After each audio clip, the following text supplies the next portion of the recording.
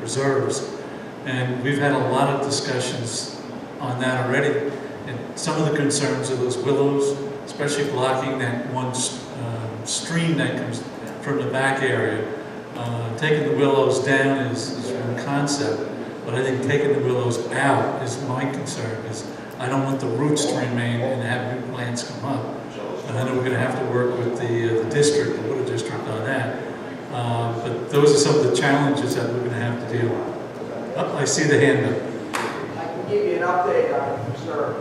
I tell you what, I'm going to have to defer you if we can, because we're running out of time. Maybe for the next meeting, I can tell you it's of primary importance to the board. It's a primary cause of this integrated services or RFP, so it will happen. One other thing, if you're looking for management of your lakes, your reserves, and your stormwater system, there's a gentleman by the name of Steve Nagle, who's a retired inspector for South Florida for 30 years. He understands every aspect of permit 11.02.34, being an asset to you. Thank you. Laura, did you have a question? I was just referring back to the things falling through the cracks, and I understand management of the project, etc. But this, and it continues to be put down at the bottom, but this might be the perfect opportunity to get yourself an ad hoc community committee to assist in these details of getting the information to homeowners. It might be, since you guys are so handcuffed in being able to be two of you in one place taking a look at a lake. Are you volunteering? Laura has volunteered, actually. I think Mr. Kinsler, I saw his hand go up. Yes, I keep on deferring. Mr. Kinsler is my primary recommendation for the maintenance and engineering committee, if we ever get a chance to talk about committees at these meetings. So, onward. All right, moving on to, you're welcome. You got it. I-3, ranking and direction on engineer of record, RFQ, which was, the proposals were sent to each of you, both electronically and the book version. You received one proposal from CPH. And so, Jer, for the idea of ranking, since they only got one proposal, they need to rank them as one? Given that you only have one proposal, I think you can certainly score it as 1-2. I think the main thing, though, is I would declare what you think the response is responsive and that the respondent is qualified. And to meet those two requirements, I think you're able to authorize the board to submit or have staff submit contract negotiations with getting the top-ranked respondent.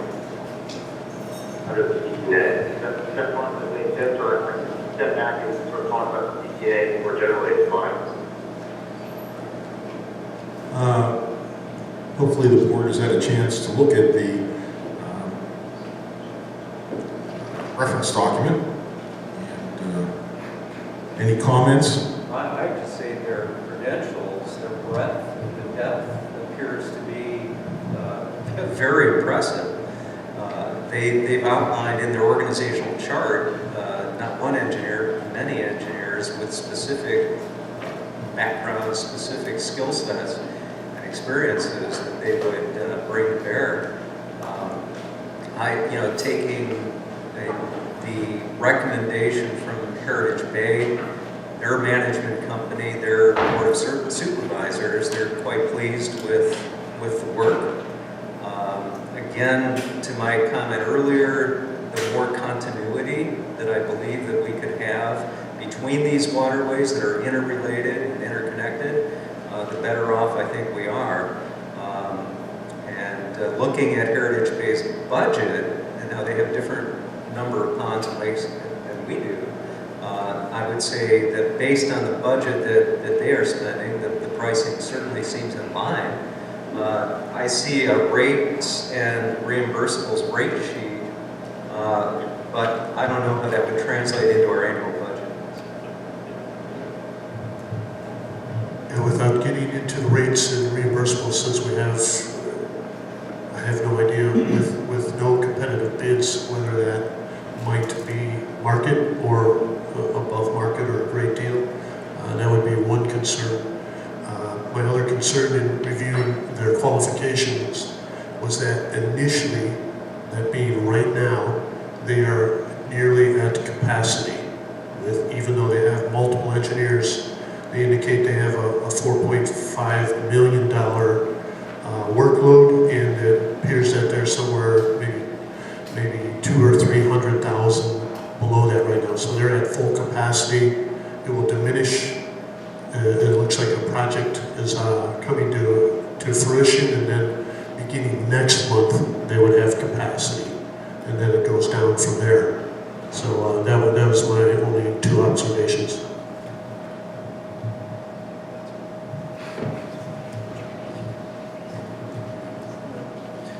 So this is what I do. I would not be enamored, impressed, committed to this body of work that's before you as a proposal. And we write these things and we project that as best we can, but they can get a job tomorrow from Florida, DOT, and all of a sudden be over capacity, they can lose a job. So don't, for me, I'm impacted by Heritage Bay's response to them, as I've heard. I've not spoken to anybody in Heritage, nor have I spoken to anybody with CPH. I really don't know, other than what has been reported in the public, because I would never speak to anybody in this meeting. Jeffrey Satfield is the designated manager for us. I don't know on the rate sheet where he falls. He's noted as a program manager. They don't have a program manager, they have a project manager. I'm not sure if he's senior or standard project manager, so we don't know what his rate will be. They have great credentials. I'm sure they're a fine, qualified firm. I'm persuaded by the community, by Heritage Bay's support for them. I'm also pleased with Josh's willingness to work with them. I think there's some correspondence from Josh saying he's happy to help that transition, provide transfer of documents and institutional knowledge. That's correct, Josh? Yes, sir. Because I think that's going to be very important for us. A lot of history that is not easily transferred, documents, plans, permits, file cabinets full, or thumb drives, or hard drives, whatever they are today.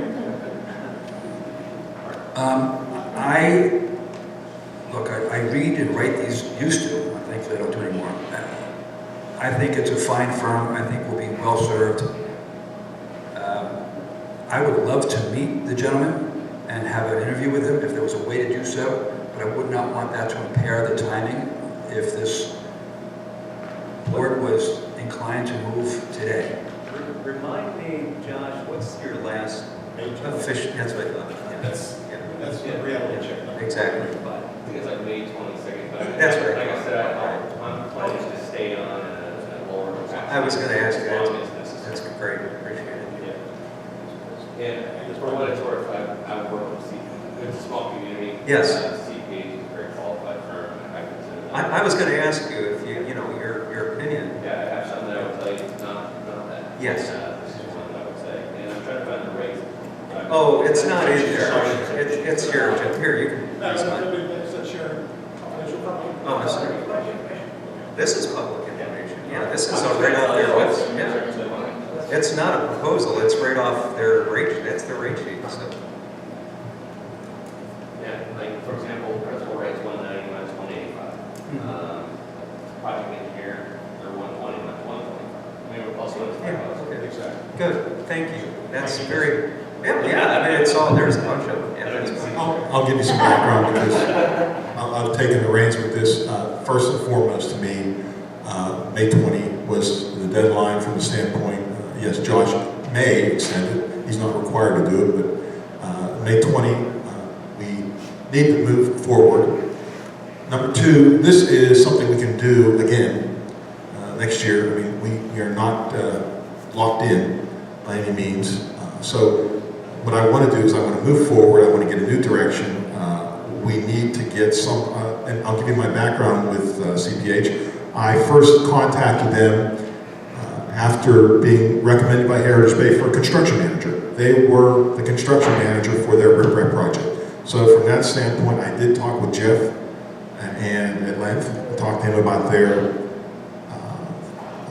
capabilities and with regard to construction manager, but after receiving some information, I quickly found out they're a top flight engineer of record company as well. So that really piqued my interest at that point. That was months ago when we were first talking about construction manager position. So we were fortunate to get one quote. That's a second reality check issue. We have one quote for one position that expires on May 20. So that's why I'm sort of right now in favor. My recommendation moving forward.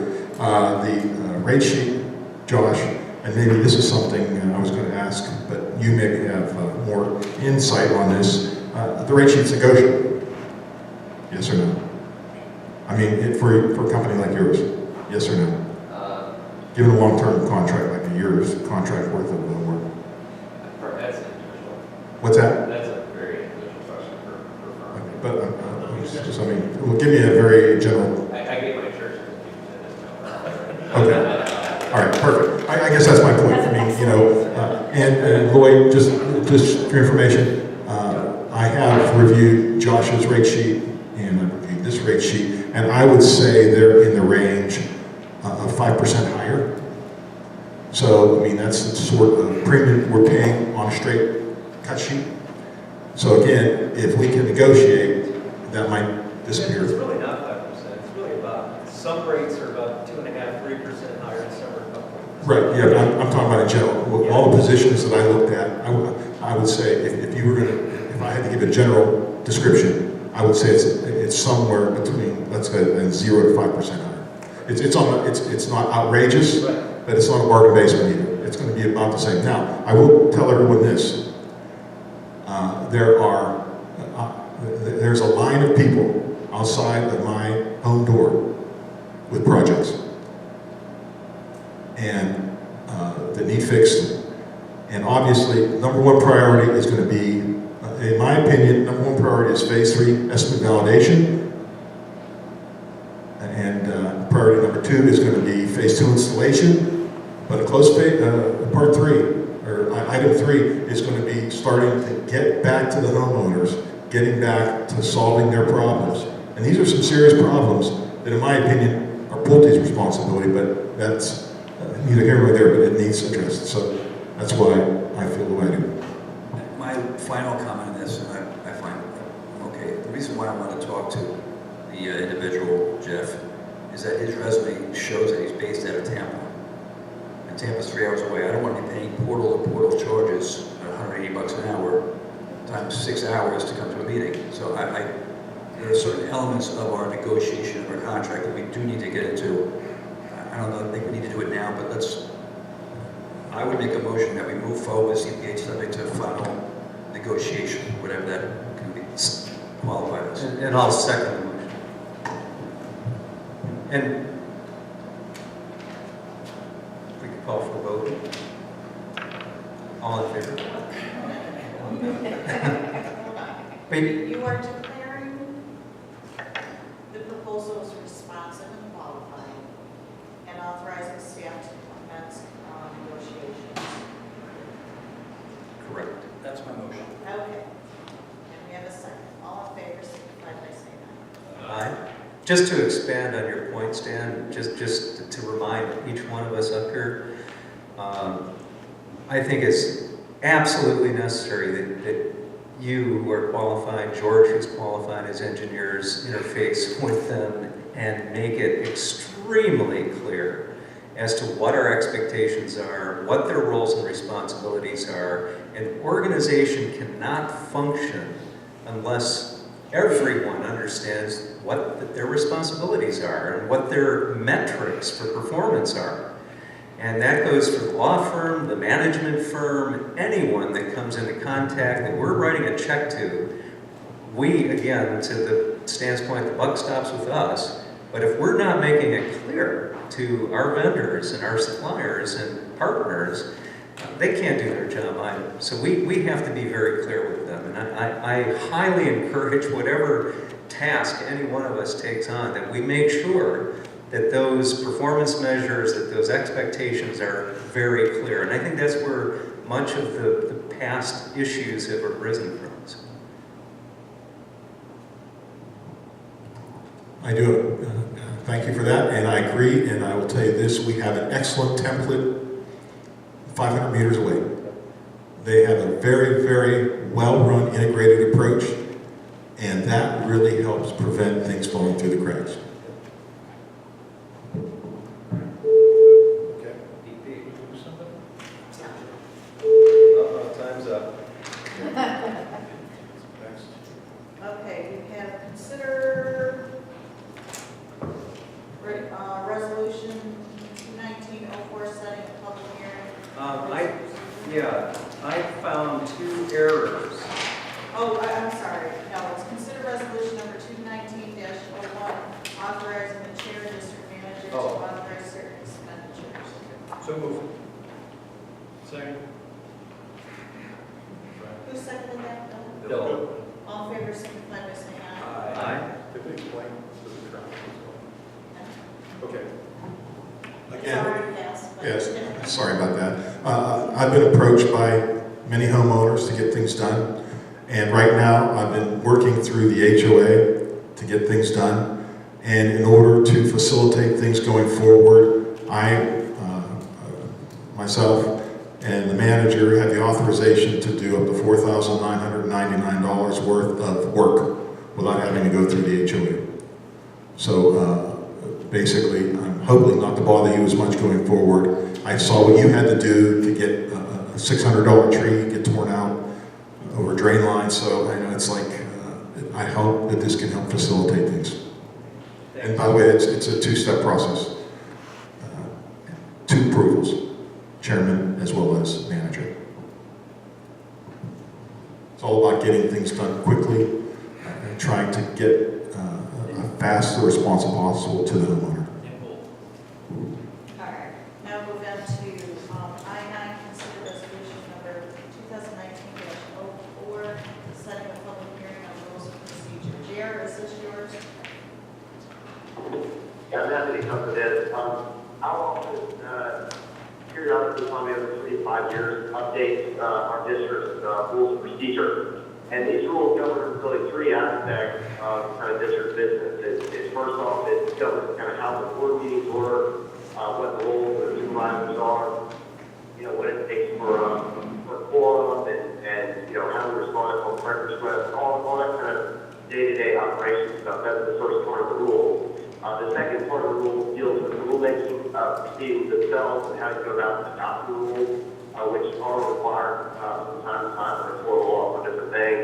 And then the third set of, third part of the rule deals with public procurement, how to go about bidding maintenance contracts or construction contracts or whatnot. And for those parts, all the rules are intended to mirror what is required for law, and then where there are gaps is where these rules kind of come into play. And they're designed to be flexible and also give you a basis for making decisions and where the law sort of doesn't speak to an issue.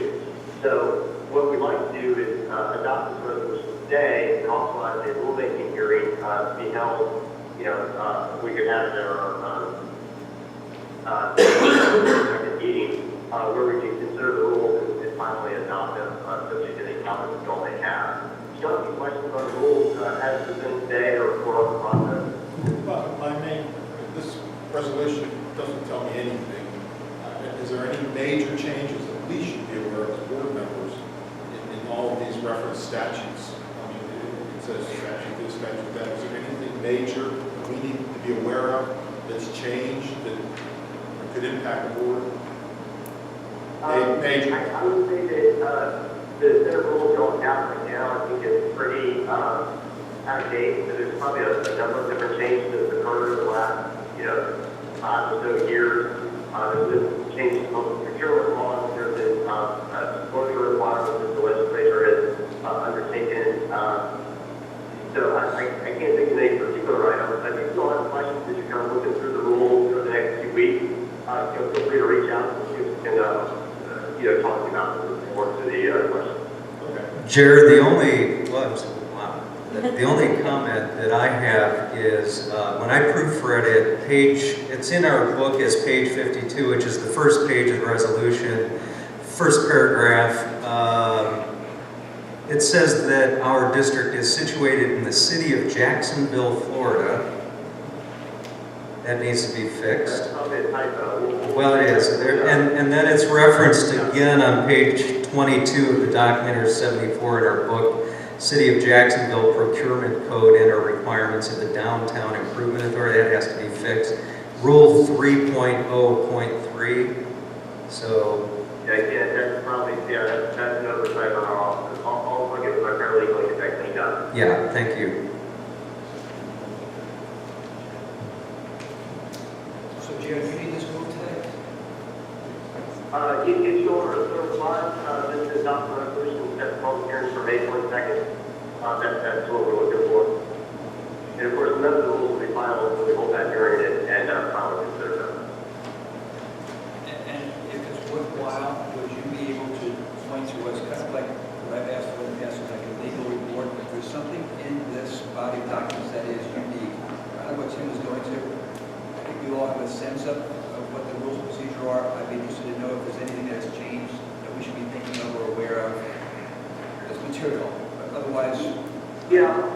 Okay, go ahead. that's for the meeting on the 22nd. Sure. If you have to do that, we can give you a little executive summary too for the key rules, if that's helpful. I mean, if this is like 10 pages of how much a copy costs and things like that, Okay. Right. right? Next. No, we need a motion to approve resolution 219-04, setting the public hearing and rules of procedure. I would make that motion. Second.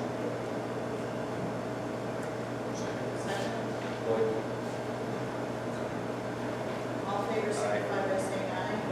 Motion carries 9-0.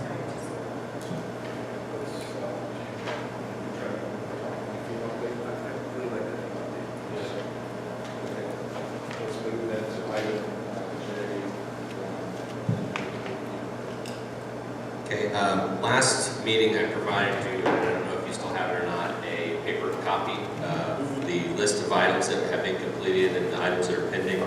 And in that list, you have items that are red, which are basically the steps to get obligated. The items in blue that are active unless they're crossed out. So really to get to where we're at today, there were 18 major steps. Since the last time I gave a report, we completed 2 of those to get to 18. We were at 15 prior to that. The items that we were in process with were the environmental hazard and protection review. We probably provided them 10 or 15 documents. That's been signed off. The next step that's occurred since my last report was, you probably heard me reference again to John Holm. He's our project manager with FEMA, and he's our advocate essentially. His review was the very last before it gets sent to FEMA for a final review. He has signed off and he submitted the project to the, this is the first time I think it's actually been in a FEMA employee's hands. So it's in FEMA final review. And basically my understanding of the FEMA final review is that they go through their checklist and make sure John did his job. And then the next step is for us to review that application and us sign off, which we certainly will. Kathleen, you would be the signature of that as the manager. And then there's a couple of administrative steps before it becomes obligated. And I don't mean to overstep or lighten what the FEMA review is, because that's the big review and we're considered a large project. So it's been in that review for 16 days now, and I've received no comments. But with that being said, I've followed up twice with John Holm, who would receive those comments, and he's been on vacation. Right, Kathleen? I keep getting automatic responses back from him that he'll be back, I think, later this week. So I'll have a more up-to-date update next time we talk. But it's not for lack of communicating with them and processing it along. Then once the final steps, there's 1, 2, 3, 4, 5 other steps that happen after that before it gets obligated, but they seem to be more administrative. So what happens on May 20th when Josh Evans' contract with us terminates? Well, it's certainly at your discretion, but I would be glad to continue. I would like to see this through. And who was our board representative? Was that you? And are there any upcoming meetings, or is it all electronic or phone dialogue? There are no meetings that I'm aware of. for To get it through staff operation. meeting with FEMA, now that it's in FEMA, to get a specific direct understanding from FEMA representatives on, do you have everything? What's the timetable, what's the likelihood, and what can we expect, what will we report back to our community? If they needed a meeting, I could be in Atlanta in 48 hours. So that's generally where I go when I go meet with you. I mean, I'm just making, No, I understand, but I didn't realize there were local officers in that. well, they have a local representative, John, lives in Estero. But he's not FEMA. He's a subcontractor to FEMA. I want to be inside or. So far, the only person I've ever spoken with has been John. So he's been our communicator to each of those individual departments within. I can tell you my been. Well, the state rep too, that's the thing, yeah. I live and breathe my every day of my professional career dealing with agencies. And I know that I refuse to accept the word of staff, and I don't want to hear anything but that of the highest level I can get to get the greatest level of confidence in what the outcome will be. So if it was my will, which seldom is, I would have Bill or one of our representatives here meet with you and somebody in Atlanta with the FEMA representative to understand firsthand what the likelihood is, and if we need to explore and exert legislative efforts on our behalf. I mean, it's something that has a six-figure plus impact to this community. And you know what, it means those areas that I don't underestimate. I will, I'm going to add this. We have had talks with different people, but they're so segregated on what pieces they do that our rep knows more than they do when we talk to them. They say, I don't know, that's there. There isn't one person you talk to who's kind of overseeing it other than it's the individual person who's working with everybody, who gets everything pushed through all these pieces. Because every time you talk to somebody, they're like, I don't know, because they just do one little portion. And John's a really good advocate. We even had one reviewer, I can't remember which department, and he really disliked that person. And he said, just be patient, don't respond to him, I'm going to get this moved to someone else. Then I will yield to your collective recommendation. All I know is that I hate sitting back and waiting, not knowing that there was something we should have done that we didn't do.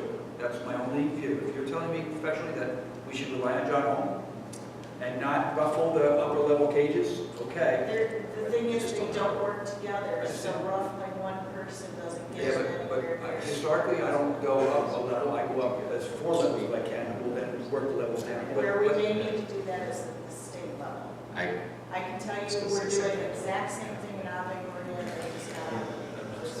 So it works, it's just you work with your local rep. Then I yield. They got out and get it this week. Yes. Awesome. Since I'm now the point person on board, I'd love to meet John. I could set that up for you. I think that'd be good, Phil. He's, his house is like a mile from my office, so perhaps he could meet me up there, and it'd be easy for him to say yes. Sounds good. Okay, I'll set that up. And then we could ask that question then, you know, is there a way to elevate this? Hang on, Jared. Hang on, Jared. Okay, go ahead.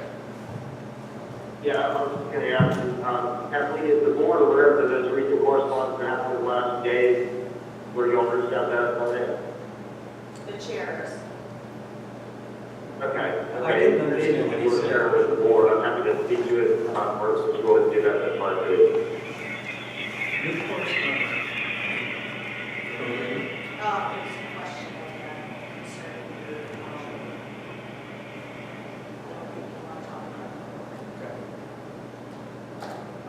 Okay, I make a recommendation to the board that we retain Josh Evans beyond May 20th in order to finalize all issues associated with the FEMA reimbursement. Help the transition. And help the transition. And would that be billed at your regular hourly rate then?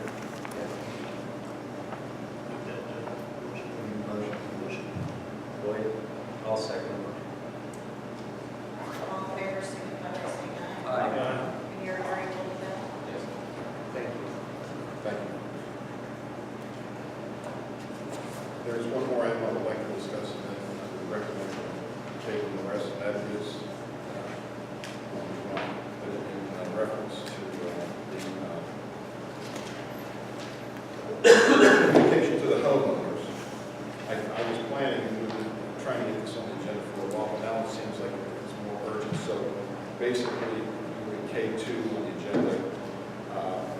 We're going to have a general discussion, but I'd like to make a recommendation that we put out either through email with the QCA's help, or I don't know how,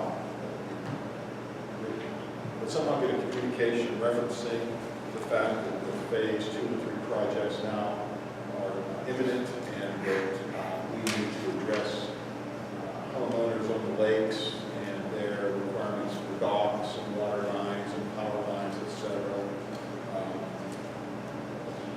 And I believe some of those, some similar documents were put out for phase 1.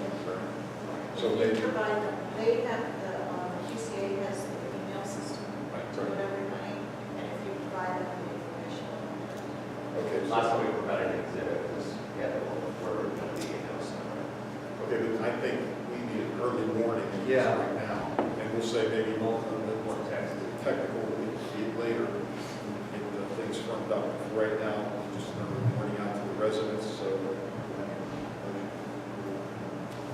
No, there's a consensus, or even a draft. Right, I'll draft it, and then can we submit it to the board? Since it's based on the board. I'll write something, it'll be good. And I'll submit it. It'll be good.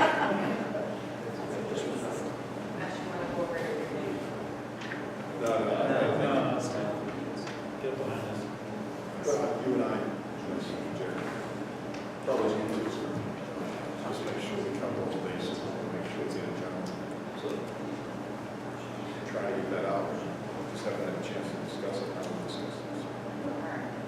Anything else? Anything else? Yeah, the one item I brought up at the beginning. Jared, are you still on the phone? I am, I know exactly where you're going, go ahead, we're going to address it. No, I just want to just kind of let the board know, and those in the audience know, we've had a number of demand letters, of all kinds come through. We really, have not formalized a process officially with our board to respond to those, and you can add to this, but last night through Wes, he had indicated that both you and Wes, as our legal counsel, talk about the fact that the board should authorize one person responsible to coordinate, these communications, any work with the insurance companies and our management company, to send responses to anyone who's issued a demand letter. And I just, Jerry, you can add to that, and we can vote on who that person might be. Yeah, thank you for bringing it up. I think